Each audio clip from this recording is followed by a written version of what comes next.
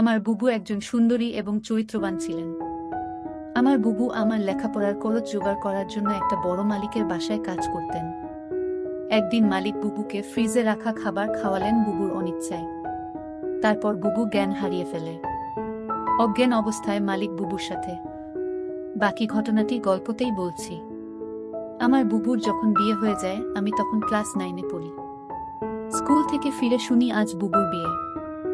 আব্বা আমাকে বললেন, শিবু ঢাকা থেকে মেহমানরা আসবে, তুই এক ছুটে বাজারে যা, আফজালকে বল তার ডেকোরেশনের চেয়ার পাঠাতে। আমি এক দৌড়ে বাজারে চলে গেলাম। আফজাল চাচাকে যখন সব বলছি, দুইটা প্রকাণ্ড গাড়িকে বাজার পেরিয়ে আমাদের বাড়ির দিকে যেতে দেখলাম। আফজাল চাচা বললেন, যাক রুনার অনেক ভালো ঘরে বিয়ে হলো, তোদের অবস্থা এইবার ফিরবে। বুবুর কি সত্যি ভালো বিয়ে হচ্ছে? আমি জানি না। আমি শুধু জানি বুবু চলে যাচ্ছে আমাদের বাসা থেকে। তারপর কি হবে? কে আমাদের খাবার রেঁধে দেবে? কে আমাকে চুপি চুপি তার মাটির ব্যাংক ভেঙে আমাকে মেলায় যাওয়ার টাকা দেবে? বুবুকে ছাড়া যে আমার জীবন চলতে পারে, আমি সেটা কল্পনাও করতে পারি না। কলেজের এক প্রোগ্রামে আমার সুন্দরী বুবুকে দেখে নাকি দারুণ পছন্দ করেছে এক বড়লোকের ইঞ্জিনিয়ার ছেলে। তার চাপে পড়েই তার পরিবার রাজি হয়েছে এই বিয়েতে। নইলে আমাদের মতো মধ্যবিত্ত ঘরে এত বড় আত্মীয় হওয়ার কথা না। সবাই বলাবলি করছে বুবুর কারণে এইবার আমাদের ভাগ্য ফিরবে। আমার জন্মের সময় আমার মা মারা যান, বুবুর বয়স তখন 8। আমার স্কুল শিক্ষক আব্বা আর বিয়ে করেননি, বুবুই মানুষ করেছে আমাকে। আমার জগত ঘিরে তাই আমার বুবু। বিয়ের আসরটা হয়ে গেল দায়সারা ভাবে। বিয়ে নাকি দুই পরিবারের বন্ধন, কিন্তু আমার সেটা মনে হলো না। পাত্রের বাবা সারাক্ষণ মুখ কালো করে রাখলেন। পাত্রের ছোট মামা আমাদের ঘর বাড়ি উঠান ঘুরে ঘুরে দেখলেন, মাঝে মাঝে নাক সিটকালেন, আমাকে ডেকে বললেন, তুমি কোনো ক্লাসে পড়ো? আমি কিছু বলার আগেই কেউ একজন বলল, শিবু পাইলট স্কুলে পড়ে, ফার্স্ট বয়, 5-এ বৃত্তি পেয়েছে, ক্লাস 9-এও পেয়েছে। আমার লজ্জা লাগলো, কিন্তু ছোট মামা শুধু একটু নাক সিটকালেন। সেদিন গাড়িতে ওঠার আগে বুবু যখন আমাকে জড়িয়ে ধরে নিঃশব্দে কাঁদছিল, তখনও আমার কষ্ট লাগছিল। 3 দিন পর নতুন জামাইয়ের বউ নিয়ে নাইওর আসা কথা। আব্বা পাড়া প্রতিবেশীদের নিয়ে রান্নাবান্নার আয়োজন করলেন। একটা গাড়ি ভাড়া করে নতুন জামাইকে আনতে পাঠালেন। গাড়ি ফেরত এলো। নতুন জামাই আসতে পারবে না, তার কোনো জরুরি কাজ পড়ে গেছে, পরে সময় করে আসবে। বুবু আসলো আরও মাস 3 পর। একটা সাদা রঙের গাড়ি থেকে বুবু নামল। আমি ছুটে গেলাম। আমি বুবুকে জড়িয়ে ধরতে গিয়েও থমকে গেলাম।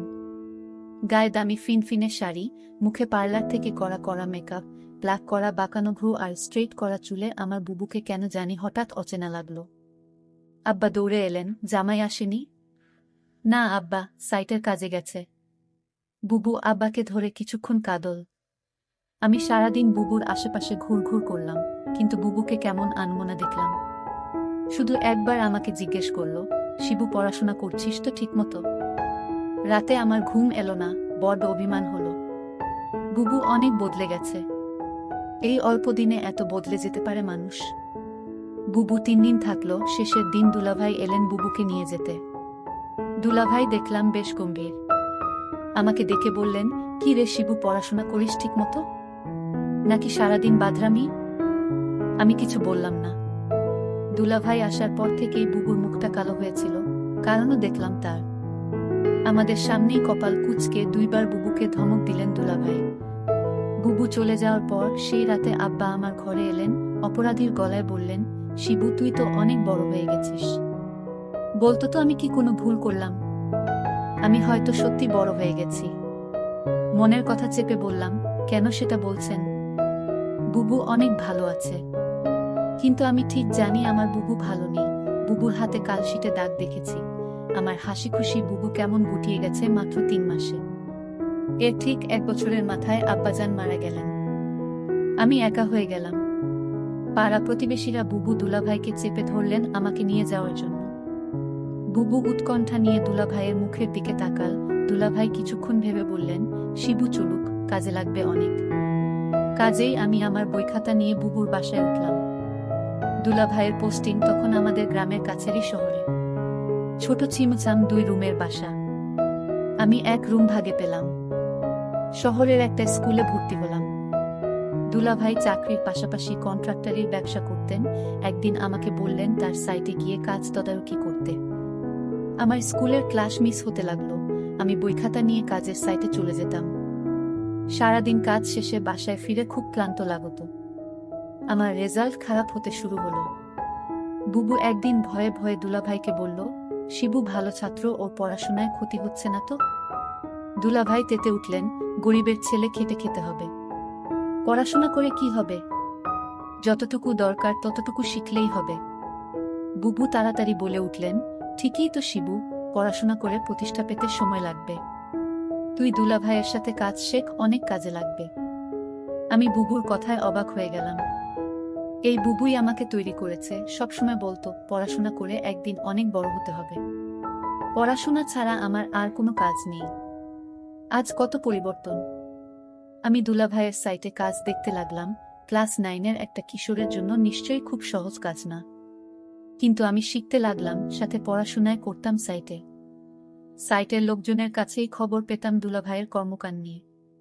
দুলাভাই আরো কয়েকজনের সাথে প্রেম করে বেড়ায়। আমি টের পাই। মাঝে মাঝে বুবুর চাপা কান্নার আওয়াজ পাই। সকালে কিছু কিছু দিন বুবুর হাতে নতুন কালশিটে দাগ বুবু লুকাতে চেষ্টা করে। আমি বুঝেছি দুলাভাই বুবুকে অন্যায় অত্যাচার করে। আমার বুবু অনেক বদলে গেছে। আমার মনে হয় আমাকে নিয়ে বুবু ভারী অস্বস্তি বোধ করে। কেমন পালিয়ে বেড়ায়, দেখা হলে ঠিকমতো কথা বলে না। মাঝে মাঝে দুলাভাই বুবুকে পার্লার থেকে সাজিয়ে পার্টিতে নিয়ে যায়।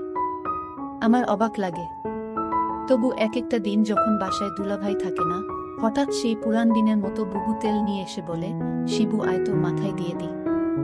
আমার চোখে পানি আসে। আমি লুকাবার চেষ্টা করি। একদিন অনেক রাতে ফিরে দুলাভাই আমাকে ঘুম থেকে ডেকে তুললেন। আমি জেগে দেখি দুলাভাই প্রচণ্ড রেগে আছে। আমাকে বললেন, হারামজাদা, তোকে আমি সাইট দেখতে দিছি আর তুই সেখানে পড়াশোনা করিস। আমি চুপ করে দাঁড়িয়ে রইলাম। হঠাৎ করে দুলাভাই আমার চুলের মুঠি ধরলেন। বলো, আজ সাইট থেকে 1 লাখ টাকা চুরি করেছে কে? নাকি তুই করেছিস? আমি অবাক হয়ে গেলাম। সাইটের টাকা পয়সা সংক্রান্ত কোনো কিছুর সাথেই আমি জড়িত না। আলাদা অ্যাকাউন্টস আছে। তবু বললাম, আমি কিছু জানি না দুলাভাই। তুই জানিস না? কেন জানিস না? তুই এর সাথে জড়িত শিওর? আমার খেয়ে আমার সাথেই দাওতাবাজি। দাঁড়া। দুলাভাই তার বেল্ট দিয়ে আমাকে মারতে আরম্ভ করলেন। আমি সারা জীবনে কখনো মার খাইনি। পরিবারের আদরে মানুষ হয়েছি। স্কুলে ভালো ছাত্র হওয়ায় স্যারেরা অত্যাধিক স্নেহ করতেন। আমি দেখলাম বুবু পাথরের মতো দাঁড়িয়ে আছে। দুলাভাই একসময় ক্ষান্ত দিয়ে চলে গেলেন। আমি সারা রাত বিছানায় শুয়ে কোকালাম। চেষ্টা করলাম মুখ দিয়ে শব্দ না করতে। আব্বা মৃত্যুর আগে বলেছিলেন, শিবু, পুরুষ হয়ে গরিব ঘরে জন্মাইছিস। সামনে অনেক কষ্ট আসবে, শক্ত থাকবি, কখনো কাঁদবি না। পুরুষদের কাঁদতে নেই। পরদিন সকালে আমার ঘুম শরীরে হালকা জ্বর নিয়ে উঠে দেখি বুবু বসে আছে আমার শিয়রে। শিবু, উঠতে পারবি? আমি মাথা নাড়লাম। হ্যাঁ। তাহলে চল। তাকিয়ে দেখি বুবু একটা ব্যাগ গুছিয়ে রেখেছে। আমি বললাম, কোথায়? বাড়ি ফিরে যাব, চল। তুই আবার ভালো করে পড়াশোনা শুরু করবি, আমি দরকার হয় বাসায় কাজ করব। দুইজনের একটা ব্যবস্থা হয়ে যাবে। আমি অবাক হয়ে তাকিয়ে রইলাম। বুবু আমার জন্য তার স্বামীকে ডিভোর্স দিয়ে চলে এলো এবং সেই বাড়ি থেকে চিরদিনের জন্য চলে এলো। তারপর বাসায় আমি আর বুবু থাকি। বুবু একটা বড় লোক বাসায় কাজ পেল। তাদের কাপড় ধোয়া, রান্না করা ইত্যাদি তাদের কাজ করতে হবে। মাস শেষে যে টাকাটা পাবো সে টাকা দিয়ে আমার লেখাপড়ার খরচ আর পরিবার চলে যাবে। বুবু যে বাড়িতে কাজ করে সেই বাড়ির মালিক বুবুকে একদিন বলেছিল, তোমার যত টাকা দরকার আমি দিব, তুমি শুধু একটি কথা রাখো।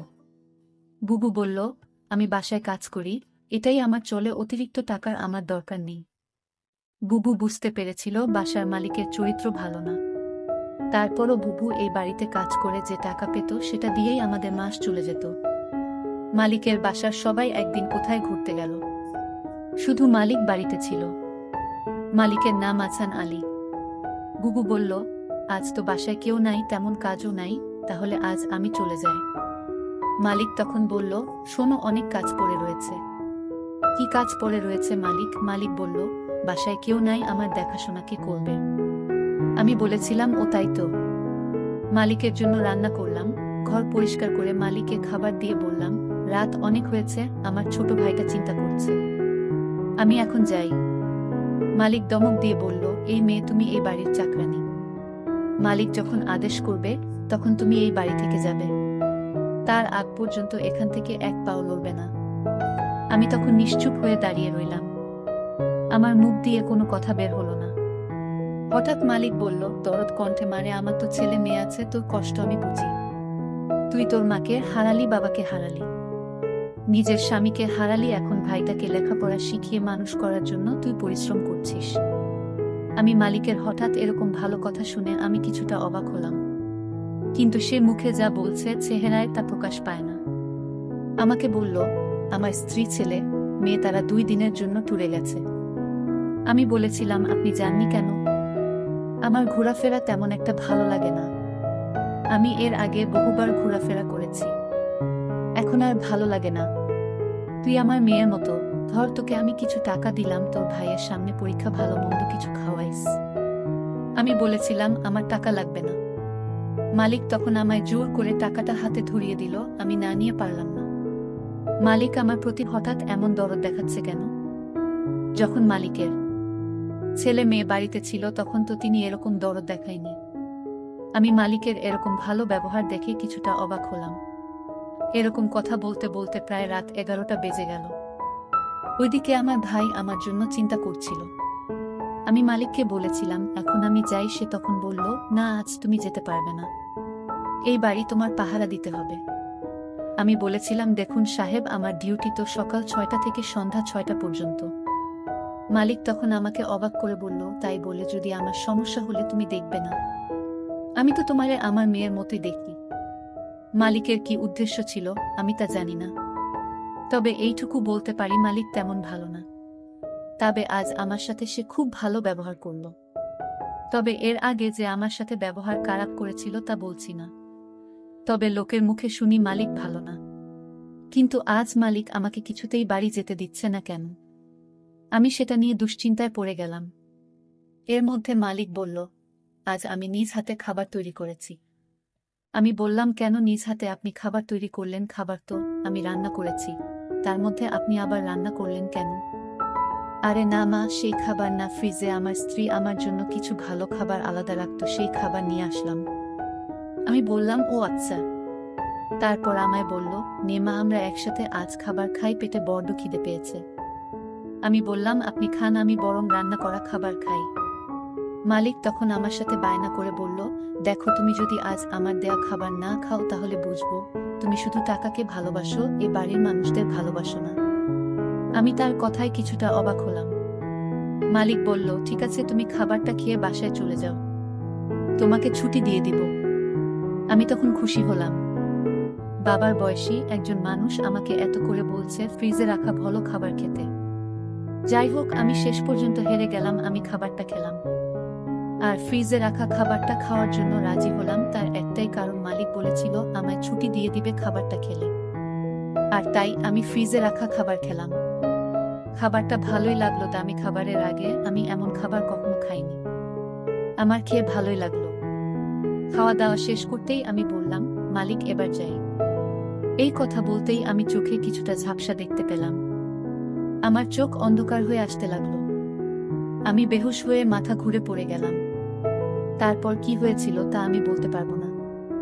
আমার পরের দিন দুপুরে জ্ঞান ফিরে। আমি জেগে দেখি আমি হাসপাতালে কেবিনে শুয়ে আছি। আমার ছোট ভাইটা বলল, বুবু, তোমার কি হয়েছিল? আমি আমার ছোট ভাইকে জিজ্ঞেস করলাম, আমি এখানে কিভাবে এলাম? ছোট ভাই আমাকে বলল, বুবু, আমি তোমার জন্য অপেক্ষা করতে করতে কখন ঘুমিয়ে পড়লাম। আমি বলতে পারলাম না, কিন্তু আমার সকাল সকাল ঘুম ভাঙার পর আমি তোমার রুমে গিয়ে দেখি তুমি বাসায় ফিরোনি। আমি তখন দৌড়ে তুমি যে বাড়িতে কাজ করো সেই বাড়িতে গেলাম। গিয়ে দেখি তুমি মালিকের ঘরে অজ্ঞান অবস্থায় শুয়ে আছো।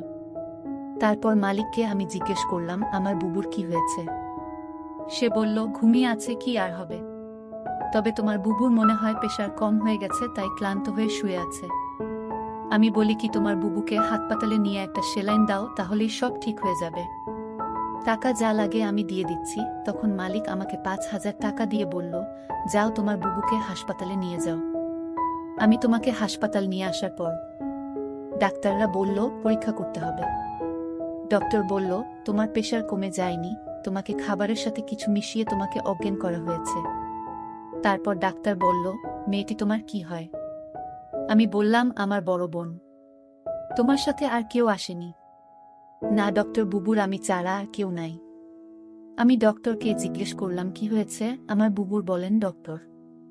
ডক্টর বলল, তোমাকে বলা যাবে না। আমি আমার ছোট ভাইয়ের কথা শুনে বুঝতে পারলাম আমার সাথে কি ঘটেছিল। মালিক আমার সাথে এরকম অসম্মানজনক আচরণ করল। আমি এই কথাগুলো শুনছিলাম আর আমার চোখ বেয়ে বেয়ে পানি পড়ছিল। আমি সিদ্ধান্ত নিলাম মনে মনে আমি আর এই পৃথিবীর মুখ দেখতে চাই না। কিন্তু আমার ছোট ভাইটা আমাকে বলল, বুবু তোমার কিছু হলে আমি বাঁচব না বুবু। তুমি ছাড়া এই দুনিয়ায় আমার কেউ নাই বুবু। আমার ছোট ভাইটা আমার জন্য এভাবে কাঁদতে লাগলো। ছোট ভাইটা বলতে লাগলো, বুবু আমি আর লেখাপড়া করব না। আজ থেকে আমি কাজ করব। তোমাকে আর কাজ করতে দিব না। তুমি শুধু ঘরে বসে থাকবা। আর তোমাকে আমি যেভাবেই হোক তোমাকে ভালো ছেলে দেখে তোমাকে বিয়ে দিব। ভাইটার কথা শুনে আমার চোখের পানি ধরে রাখতে পারলাম না। আমি বেঁচে রইলাম আমার ছোট ভাইটার জন্য। বন্ধুরা, আজকের গল্পটি তোমাদের কাছে কেমন লাগলো তা অবশ্যই কমেন্ট করে জানাবেন। ভালো থাকবেন সবাই, ধন্যবাদ।